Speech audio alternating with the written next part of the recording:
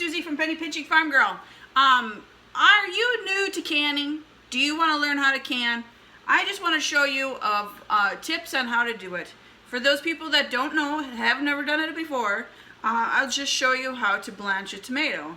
It's so super easy. There's different ways of doing it. You can do the boiling water blanch, or you can do it in the oven, because in the oven you can also bake it for just a little while, and that'll also help release the skins. But what you want to do on a tomato is you want to release the skin off the tomato. So I always take all the green buds off from the plant, and then I always just put them in a cold water. And then I leave my other sink side for clean cold water.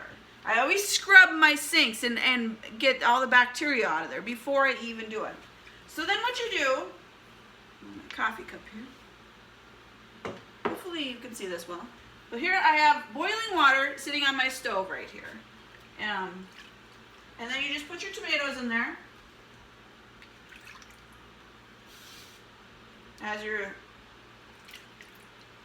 Just make sure that you don't overfill, because you can put too many tomatoes in there and then your water will go over the top.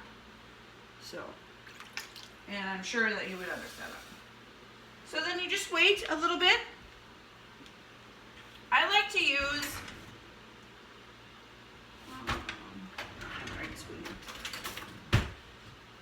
a spoon with a bunch of holes in it to just grab the tomatoes out of there instead of pouring them out and stuff, because I keep continuing blanching all my tomatoes in the same water.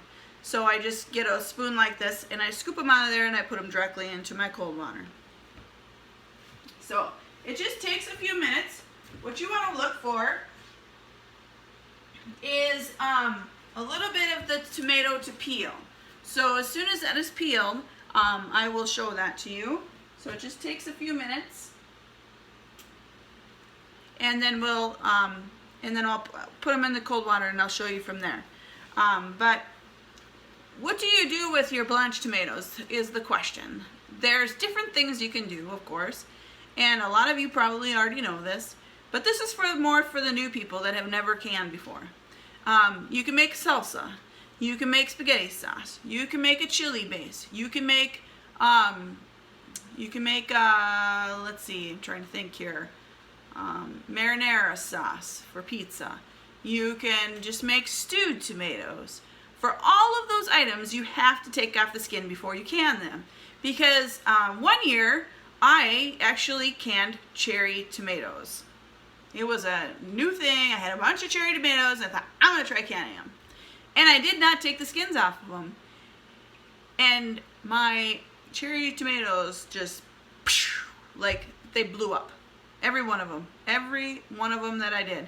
So I am thinking that it was the skins just expanded or whatever and released, I don't know, maybe it released gas. I don't know.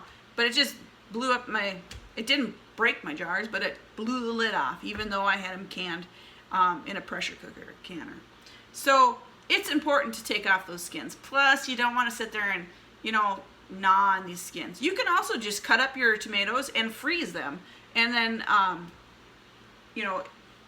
and you can also, without blanching them, you can wash your tomatoes up, throw them in a Ziploc bag, and freeze those also. Because when the freezing process actually will release that skin as soon as it thaws out. And then you can take them off and put them in hot dishes or something like that. So if you don't have a lot of time to do blanching of the tomatoes, you can just take them out of the garden, wash them up, throw them in a Ziploc bag, throw them in the freezer, and then whenever you're going to have a hot dish or something like that, just take your tomatoes out. As soon as it thaws out, the skin will fall right off. All right, I'm going to check these real quick here. Oh, here we go. So I'm going to show you. If you look closely at this tomato, you can see the crack in the tomato. So that's what you want to look for. That means that they're ready. So I'm going to take them out of here. Because if you overcook them, then you will also have a chance of ruining your tomato being too mushy. So if it doesn't matter for being mushy if you make like a spaghetti sauce or something like that. Or tomato sauce. You can also do tomato sauce and tomato juice.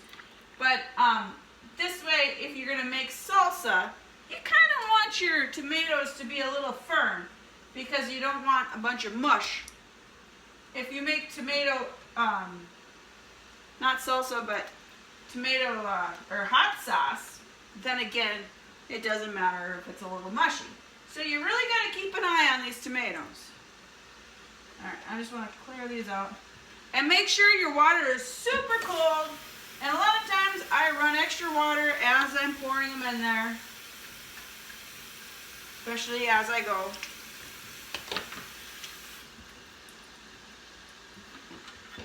And then what I do is I get me a paring knife. I have my favorites. Do you guys have your favorite paring knives? Mine are these cheap knives. I don't even know where I got them at. Like this. Best paring knives ever. They're not too thick. They're perfect. They're handy in the thing. So then I take my tomato and I take out my core.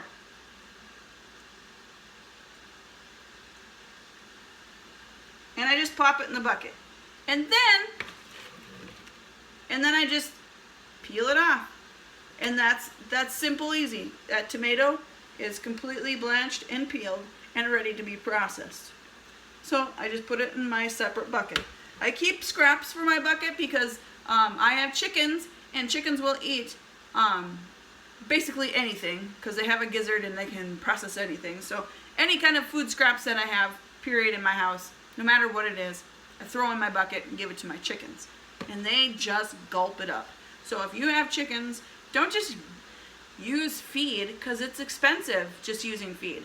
Use your scraps too. Save some money. Why not? So that's how you blanch a tomato. So this is Susie with Penny Pinching Farm Girl. I will see you soon on another video. Like, comment, and share for this video, and then that way you can, and also follow my page because I have lots of new videos. Have a fantastic day. Susie with Penny Pinching Farm Girl. TTFN. Ta-ta for now.